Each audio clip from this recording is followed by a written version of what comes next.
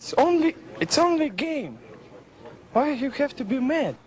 And honestly, one of the reasons why I wanted to bring this up is I think his videos are fucking ridiculous. I mean, they are absurd for a variety of reasons that we're going to get into.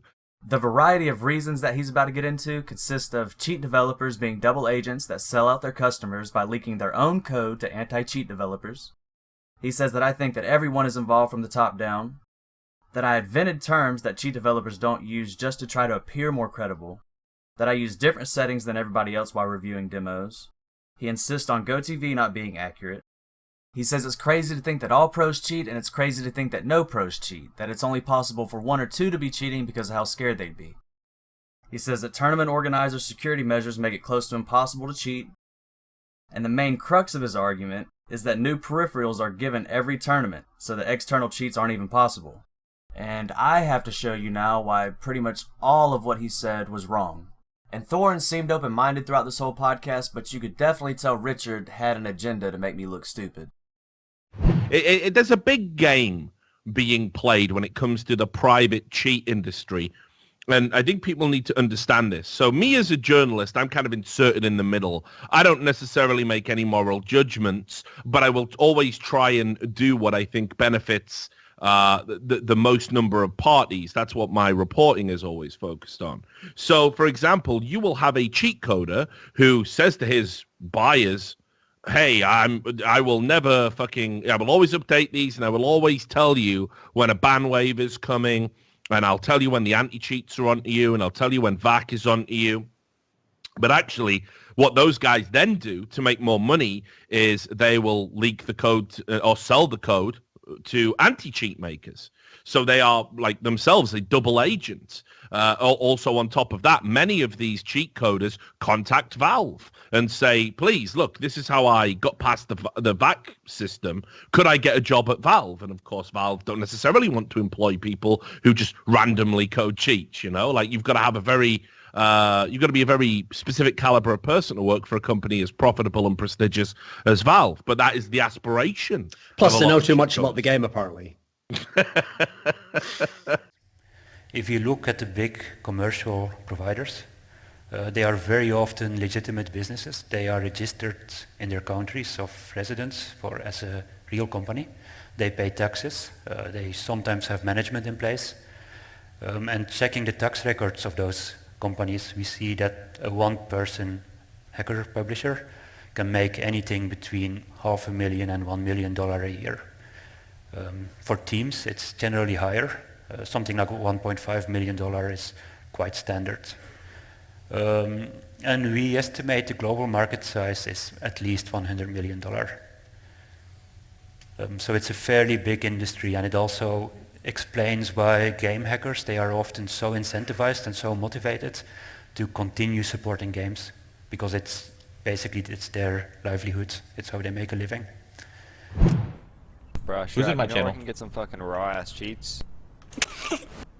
Nah, like I'm talking like some private ones, dude, like $200, $300. You're gonna need to pay a lot more than that if you want like really good private ones. Okay, well I want like $400, $500 cheats. No, I'm talking like 10 to 20,000. You know what I mean? Why you got those? I mean, I got those. We all got those. That's the pro scene in CS, bro. Come on. They set you up with the team deal. The team deal. Is there a fan package? So this was sent to me a couple weeks before Richard and Thorin did their podcast, and I had this particular person give me proof that it was legit. And I want you to understand that just because Supex Zero charges a lot for his cheats doesn't necessarily mean that all of these cheats cost this much, right? This is like paying more or less like a brand name, okay? You know that he develops high-level cheats. He's credible. He's been in the scene for a long time. He's like a household name in the CS community, at least on the cheating side of the community. So with his reputation and the types of cheats he can develop and the prize money involved now in CSGO, he's able to charge this much. And the reason I'm bringing this up and sharing this with everybody, because when the guy told me this, he told me I should probably keep it to myself because people are probably not going to believe it just because of the amount of money that's involved. But I have to destroy Richard's notion that cheat developers are these double agents that screw over their customers all the time. Dude, cheating is a business. They make a shit ton of money doing this thing. Why would they throw their customers under the bus when there's this much money involved? You know, this kind of thing might have happened in the past, and I'm not saying this has never happened before, but to completely dismiss all cheat developers as this double agent and say that there's this game being played, and they secretly want to be anti-cheat developers, like, come on, man. What about the fact that they're making tens of thousands to hundreds of thousands of dollars a year developing these cheats? The concept does this bit here, and I want to watch this because with everybody on the stream. But I think this is important, and I hope the concept. He might be a likable guy. I just think his videos suck ass when it comes to trying to explain the whole cheating thing. As I said, seem like one of the more reasonable people, though. I have to say. No, absolutely. Well, I mean, see, he's reasonable. It's like having a conversation with like somebody, and you don't know they're a flat earther, and then you hit the point where it's like, shit, you are woke. No. What's that Yeah. word video again? No. Now, and you they go. Anyway, keep going. No, but you know what I mean. Like, and then suddenly it's like, well, how do you explain the photographs from space? NASA's in on the conspiracy, aren't they? Okay, well, what about all the independent satellites? Yeah, well, they're all in on the conspiracy, aren't they? What about independent, well, they're all in it. What about civilians who've gone into space? Is in it? Yes. I don't know why you're doing that, fucking Robinson. Right? But you know what I mean? And then it's just like, oh, you're just mentally ill. Like, that's it. You just gotta fucking, all right, I'll hold the L. You can't talk to these people anymore. Alright, so I'm not real sure where Richard's getting this information from, if he's just generalizing, the whole Vax Sucks community, or if he thinks that I actually think this way, that I think everybody from the top down is involved, and it's this big conspiracy. I never said that. I think the only people that truly have to know what's really going on is the cheat developer and the player using the cheats. Why would anybody else have to know what's going on?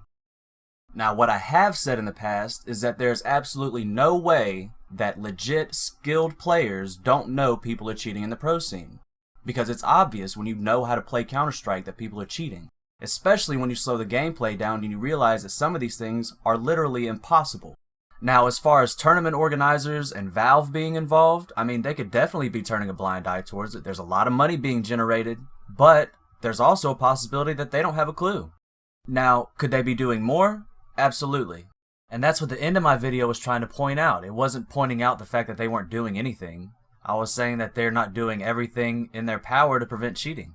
There's huge loopholes that are absolutely being taken advantage of. Now, the concept is a guy that seems to have invented an entire vernacular all to himself when it comes to describing how these cheats supposedly work. And this is one of the things that I think instantly makes him a very discreditable source, because he is talking about things that, no other cheat coder uses this language. No other cheat code I've ever spoken to. And in fact, before I did this show, I reached out to a few cheat coders that I have on Skype, that I have on Steam, and they said, like, dude, this is all nonsense. None of us talk this way about the way that these cheats operate. And he uses these like very bizarre terms, like zigzags and Wobble. what is it? The wobble assist and just all this. And you're like, none of this. You couldn't sit down with a cheat coder and have this conversation. I've actually sat down with multiple cheat developers and had these conversations multiple times. And funny enough, one of the terms you brought up, the assist wobble, was actually given to me by a cheat developer. And as far as the term zigzags, I've also had somebody tweet at me that they could probably figure out a way to stop the zigzagging and aim shakes from happening. He just doesn't know if anybody started working on it yet, which I'm sure people have. Not sure if he's a cheat developer or not, but the way he's talking about this stuff makes him sound like a cheat developer. And also, the link on his Twitter leads to a cheating website. Also, I talked to one of the cheat developers that Richard talked to, and his main argument was that aimbots aren't programmed to do these zigzags, right? And I had to explain to him that I didn't ever say that. I said these things are more like side effects. They happen because of certain situations, or they're accidentally fighting their aim assist. He also said that he had an issue with the examples that I used, not necessarily the terms or what I was trying to describe. He said I just used poor examples after I was describing the terms, which, I mean, I had to tell him that I'm pretty much the only one doing this, and it's very, very time consuming. Just to watch one demo, probably takes at least an hour. And sometimes when I'm recording, Some rounds require 5 or 6 different ways of being recorded. Not to mention that these are humanized cheats that are designed to not be blatant that cost thousands of dollars. Like, all of the clips that I'm going to point out aren't going to be blatant. It's going to take time to sift through everything to find blatant clips, but I guarantee you they're there. It's just nobody's looking, because again, it's very time consuming. Not only just to sit down and watch the demo, but also to understand how to watch the demo and what commands to enter in during what situations to get the whole picture of what's actually going on. The majority of people are just looking for aim locks, which is one of the most ambiguous things you could be looking for. So, I mean, like I said, that initially to me sets a very strange tone about his videos. It's almost as if he's trying to appear more credible and knowledgeable than he actually is.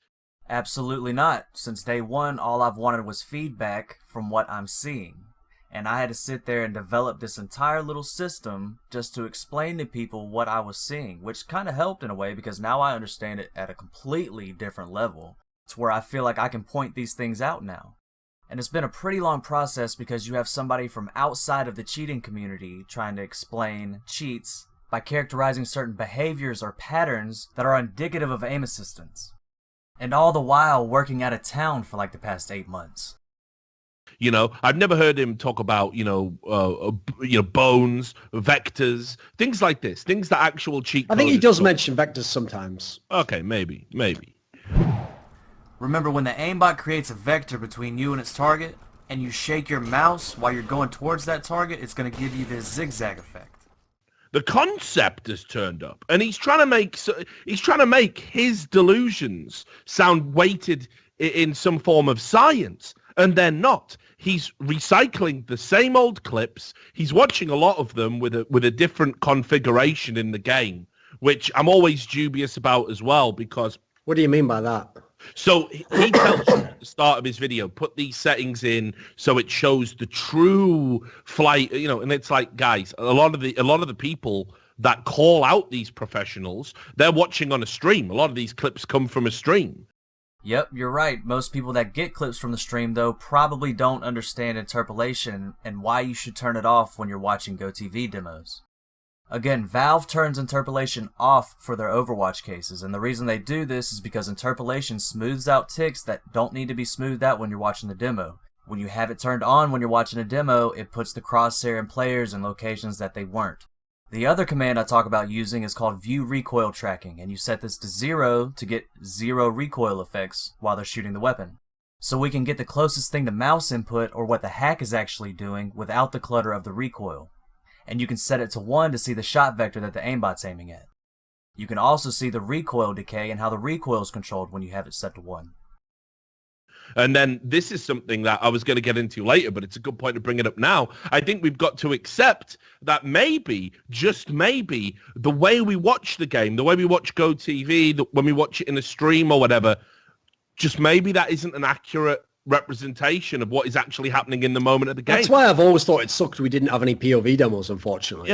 Yeah, and I think that's an important thing to talk about. Nobody's ever really sort of broached Valve on the subject. Well, that's one of the reasons why a minimum thing I wanted Valve to do is at least record the fucking demo. For a start, we'd get better clips as well. We'd have even better videos, wouldn't we? Okay, as far as POV demos are concerned, if you look in ESL's rulebook, you'll see that players are required to record POV demos, but only the anti-cheat team can request them, whoever the anti-cheat team is. And there's no mention of demos whatsoever in E-League's rulebook.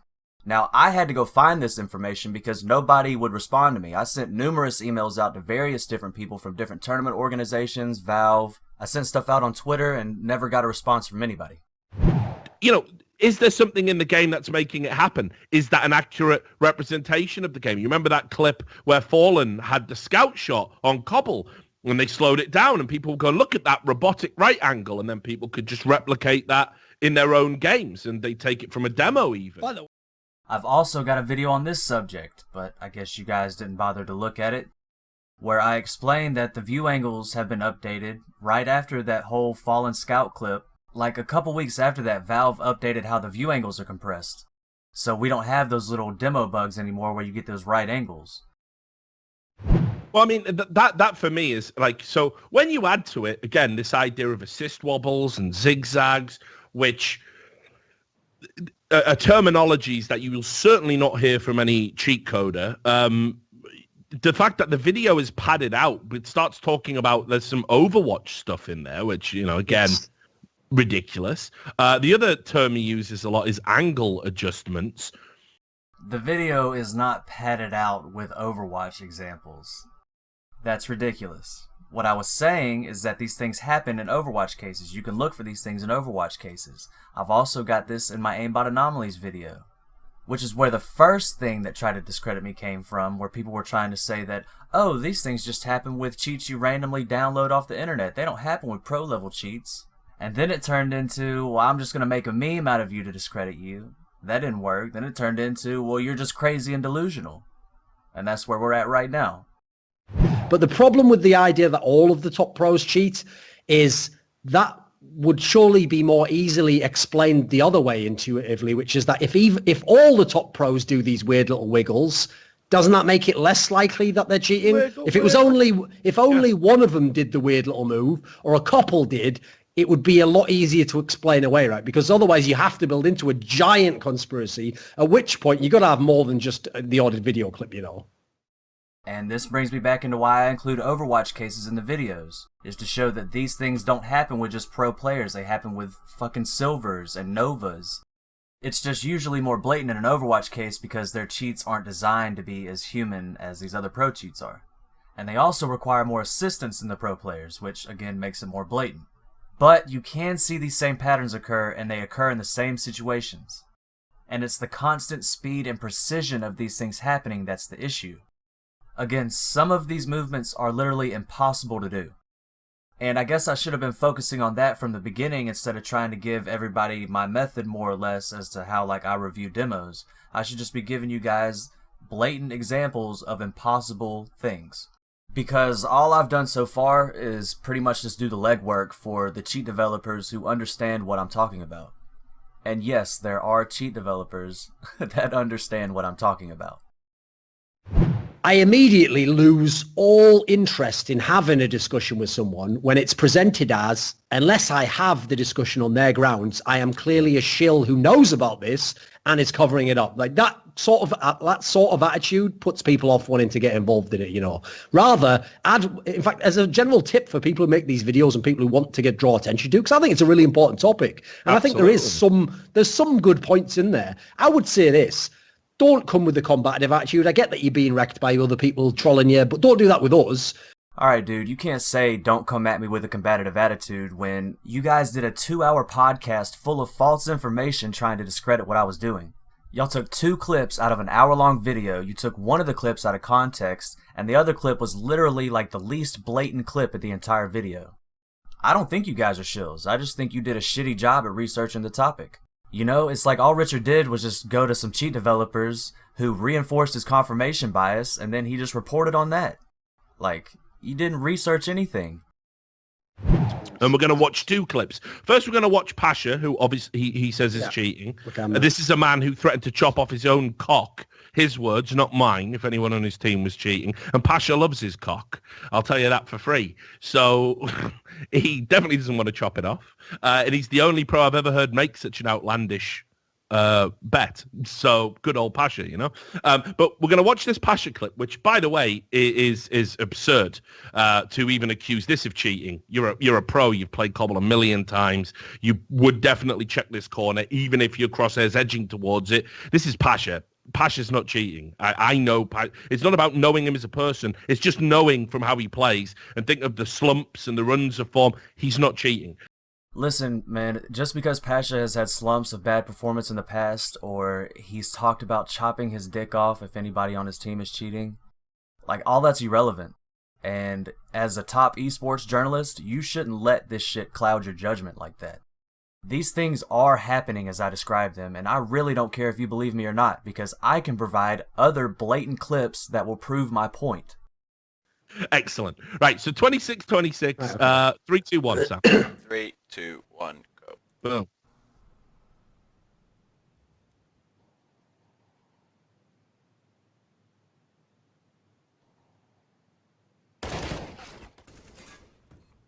Okay, that's it, Ian. That was the Pasha clip that he used as an example of cheating. Yep, that was the Pasha clip you took out of context, but I'm not going to waste my time trying to defend this clip or this next Stewie clip, because I understand those clips could be seen as a little subjective, so I'm going to give you guys some examples of some more blatant things.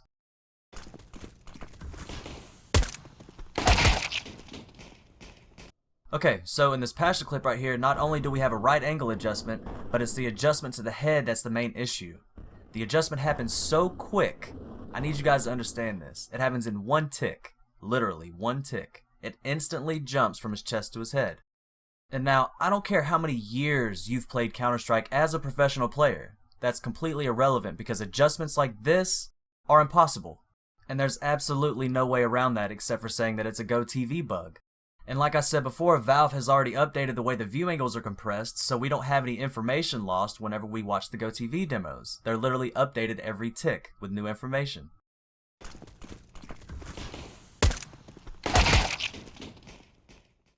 Okay, now for the Stewie clip, and like I said, I'm not going to defend that clip from before in the video that you pointed out. And funny enough, right after that podcast you did, I was reviewing another demo of Stewie and found this brilliant example of an accidental lock.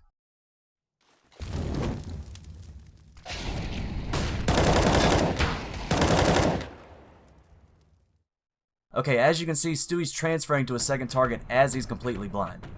Now the reason this is happening is because the target on the left steps behind the wall as the target on the right steps out and is now in the field of view. And I believe these professional players that are able to afford these high level cheats play with a high FOV simply because they can, because the cheats are coded in such a way that target swapping doesn't look as blatant as like a regular cheat that you would download or buy. Which is where the weapon locks that I talk about come into play. But certain situations like this one, the aimbot's just doing its job. It doesn't realize that he's flashed. He didn't have his setting turned off or something went wrong. And Stewie transferred while he was completely blind to a target that he technically couldn't see. But he even has the overaim. You can see the humanized overaim and hit back onto the target.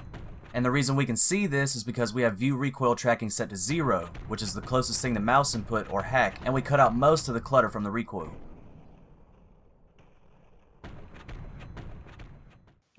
Some of the allegations in these videos are so ridiculous. Like apparently nothing at the end of his career. He's got a clip of nothing at the end of his career just before he got kicked from Cloud9 in one of the most benign clips on Mirage where it's like he can definitely see one dude and there's one dude round a corner and they're this close. It's less than a centimeter. It's entirely plausible your crosshair would stray there if it wasn't completely accurate, and it doesn't snap on or anything. It's less than a centimetre. It's entirely plausible your crosshair would stray there if it wasn't completely accurate. And it doesn't snap on or anything. And then he looks to a smoke that's here as somebody runs past Murder Hole, like in the background, and goes into CT spawn. And he's like, yep, nothing's on the gear. And then he uses some old recording of nothing, where he specifically says, I've never cheated in CSGO, but I certainly use cheats in 1.6 mixes, never competitively, but for fun. Which actually, if you think about it, is how's that any evidence whatsoever of anything? So that whole sequence is completely absurd. What's absurd is the fact that you can dismiss that as a clean clip and say that it's not sketchy. That's absurd.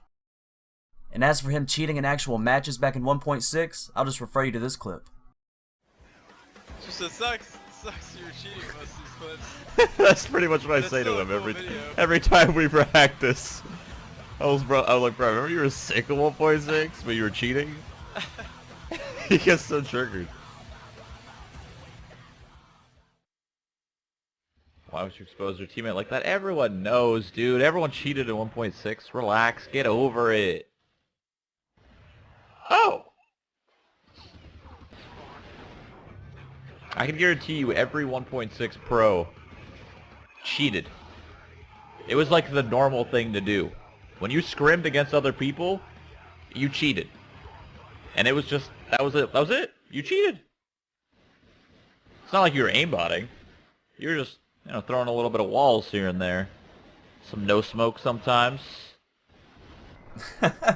Yep, everyone cheated, but it was only walls, guys. It wasn't aimbots, don't worry. Good one.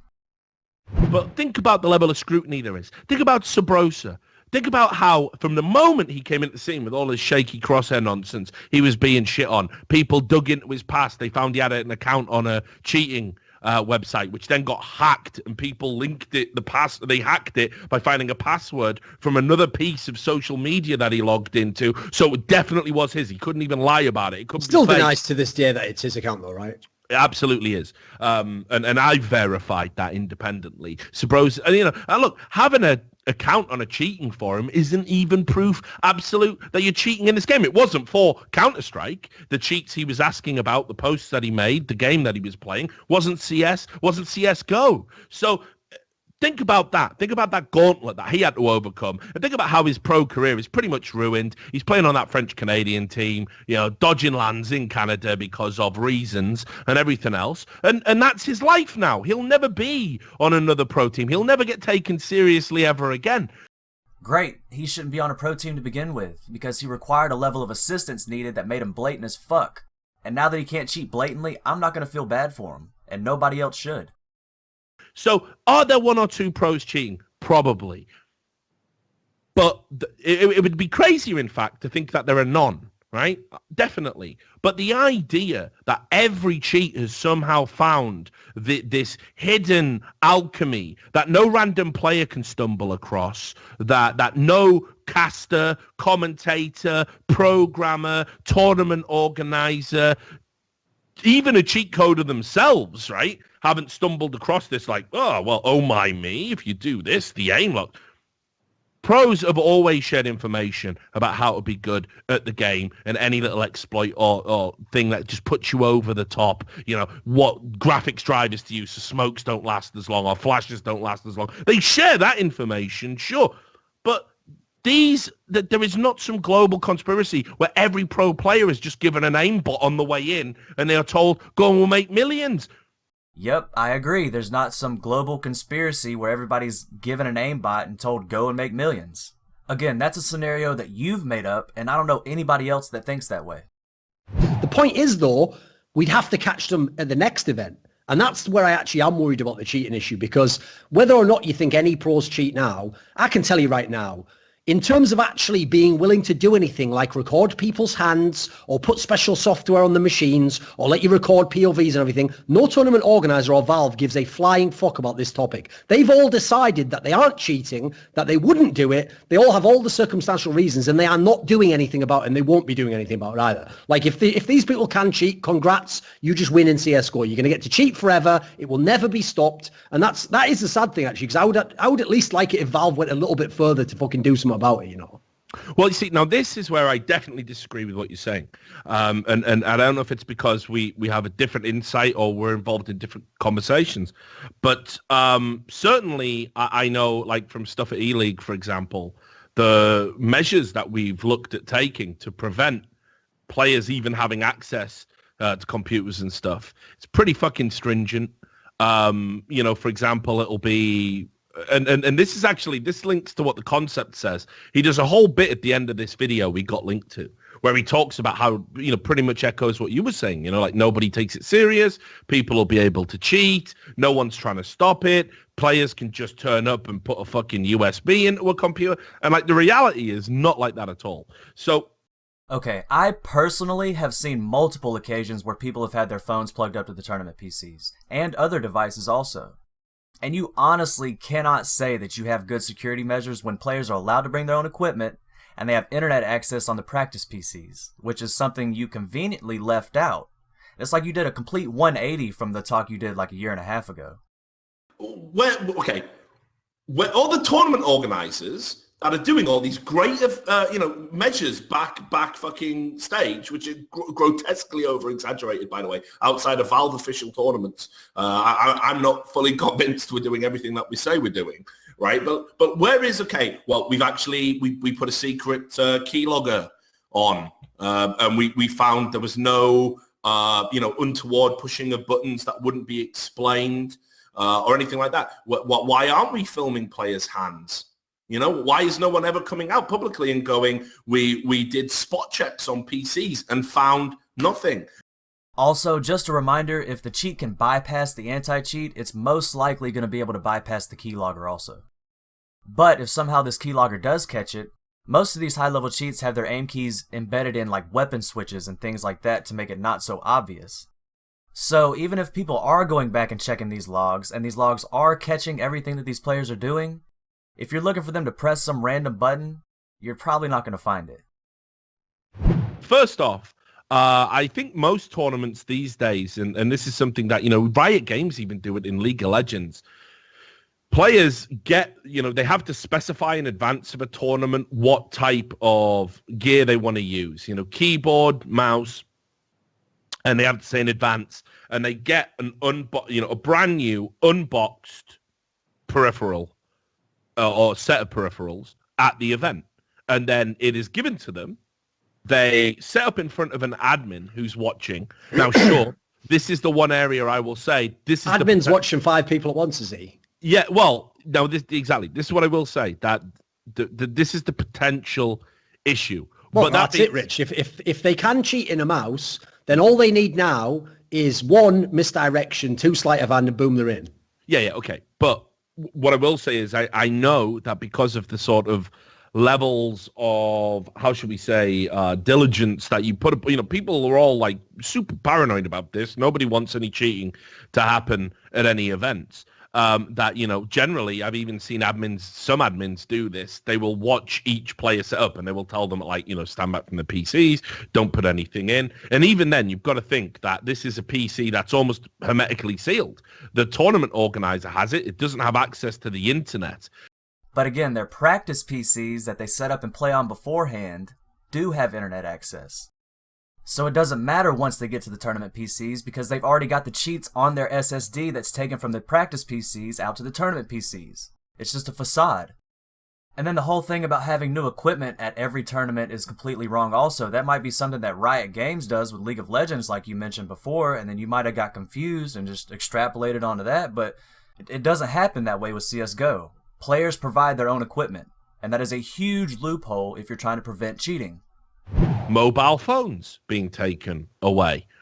Metal detectors, the metal ones, being used to make sure you're not carrying other mobile phones or flash drives or other peripherals that could be used for the purposes of cheating. One of the reasons why tournaments get delayed, and I don't know if people know this at home, when you do Steam authentication, you log into a new machine, the players get the authentication sent to their phone because they've got the Steam app.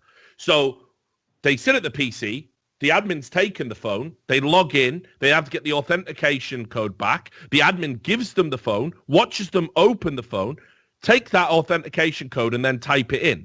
And this obviously, and you've got to do all this within I don't know what it is, like a 15-minute window, or you have to start the process again. And they do this one at a time.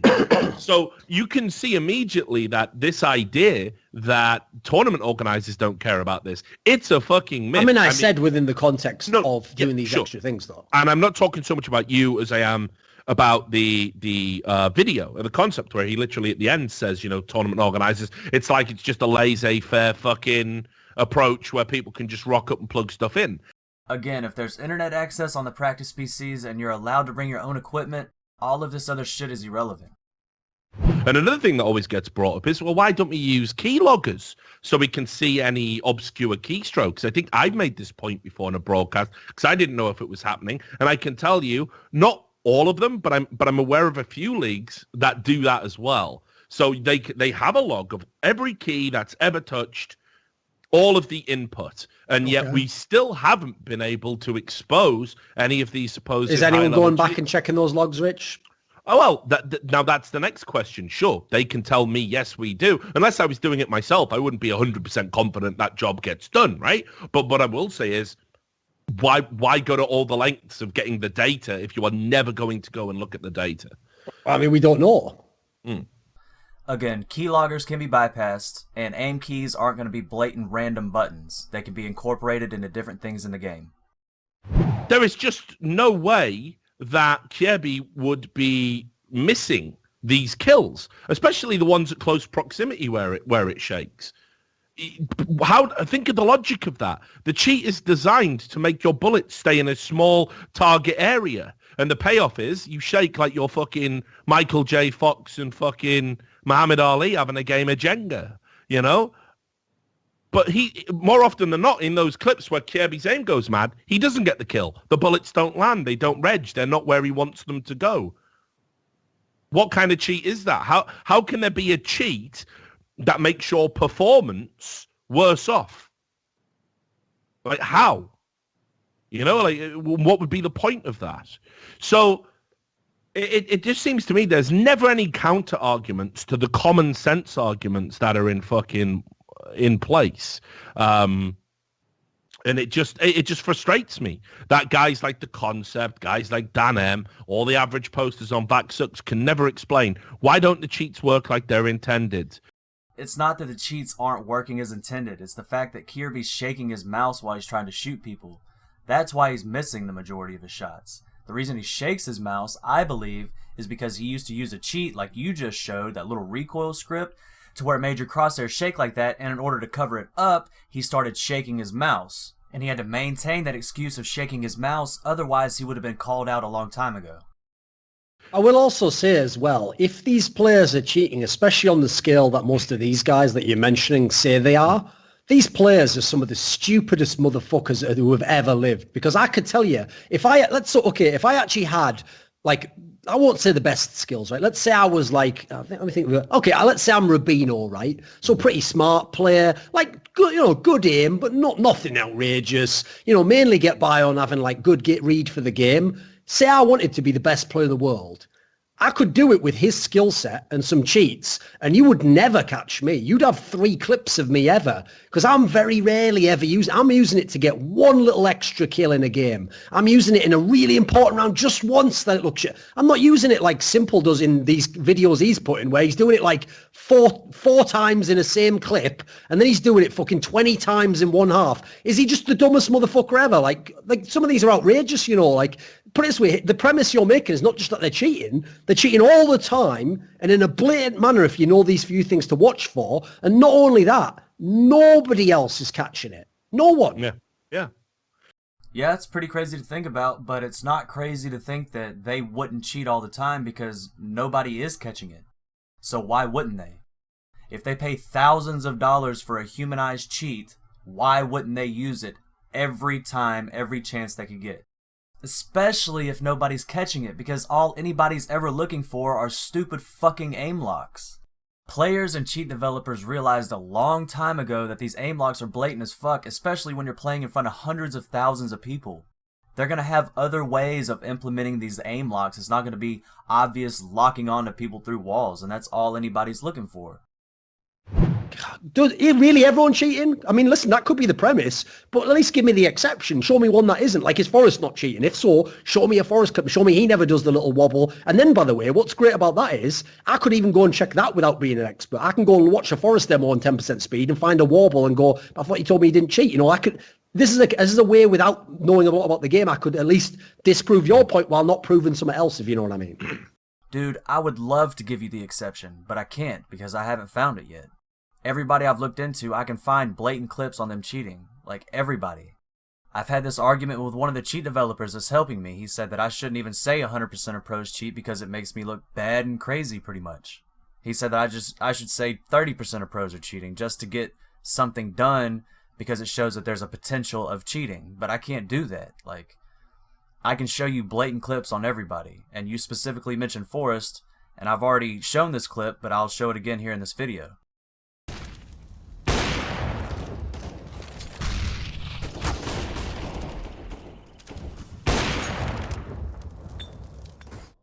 Okay, after Forrest takes a shot right here, you're going to see his crosshair move above the next target's head and then flick off of it.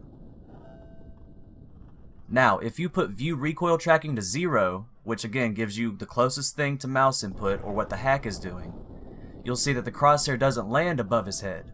The crosshair actually lands on the target's head and then flicks off of it real quick. And it's doing this because its original target has died, so it's looking for the next closest target to lock onto, which gives you these godlike spray transfers. It just so happens that he had an op in this situation. And the reason his crosshair landed on the target on the left instead of the target on the right is because the target on the left was closer.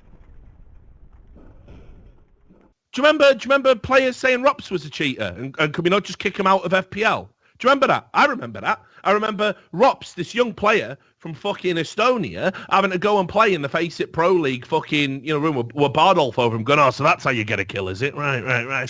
So anyway, Rops had to put himself through that just to prove he was fucking legit. I wouldn't wish that on anybody. And he did it, and then it turned out he was legit, and now he's just balling out of control in mouse sports. They're going, fucking toe-to-toe with FaZe right now, and Rops is instrumental in that. But I thought he was a cheat. Pros called him out, said he was a cheat. Now they all look stupid. Everybody gets called a cheat by other pros, so don't say the pros aren't calling him out. Okay, so as far as Rops is concerned, if I'm cheating in CSGO and I have an opportunity to join a professional team, but I've never been to a big LAN, I would much rather risk having my cheat caught at the FACEIT headquarters than I would at some big LAN tournament where there's hundreds of thousands of people watching, which would be much, much more embarrassing. And the main issue with Rops is everybody thought he was using an external radar hack on another monitor, which if you watch him play while he was streaming, it absolutely looks like he's using an external radar hack. And the reason I would say most professional players backtrack after calling somebody out for cheating is because 1, it paints a big target on their back, and 2, they can't really prove it unless there's a VAC ban, so it looks like they're just bitching. Go coffee. One dead. One's on half HP. 2 side. 1 quad side. He might be cheating, actually. I've never seen anybody... Did he? Go coffee. One dead. Watch this shit, man. He does like these quick looks. That's so weird, bro. Like, why are you doing that? Like, there has to be a reason why he's doing it. Like, either this kid's just nuts, like, which I'm gonna give him the benefit of the doubt. But dude, right, even if I find out tomorrow that, Concept's right, all top pros, like every pro in a top 15 team cheats, right? There's a world in which you could imagine that happens, and then I get told, come on, don't say anything though, like, it's all of Counter-Strike, the majors will be done, sponsors will pull out, the game will shrink, etc. I'm not joking. I would say, don't care, go in public with it, going to get them all banned, kick everyone out the game. I would do a fucking Rorschach. No surrender, even in the face of Armageddon. Yeah, of course. Absolutely. And I would. Like, think about the things I've done in my career, the fucking people I've, speared. Right. I mean, I would rather tournament organizers just enforce everything possible to ensure that no cheating's going on at their tournaments. That way you could just phase these people out that couldn't play on LAN and can't compete at that level, and you wouldn't risk losing all of these sponsors by banning all of these players and possibly killing the game. Because again, I'm not trying to get anybody banned or ruin anybody's life. That's not my goal. I'm just trying to help ensure that integrity is upheld at the highest levels of gameplay and that the people who are competing against each other deserve to be there. Another thing tournament organizers can be looking into is something called GameRef. This is a device you can plug your mouse into, and it will log and compare data from the input device and compare it to the data in the game. And when you go back and compare these two logs, if there's any variation, you can tell that something sketchy's going on. Now, this device has been brought up before, and it was kind of dismissed because of the price. But, I mean, you guys are spending hundreds of thousands of dollars in prize money, so I feel like this kind of thing is justified, and I really don't understand why you guys don't have this implemented already. And while we're on the concept of comparing mouse logs, I had somebody else contact me and tell me that you don't necessarily need this hardware.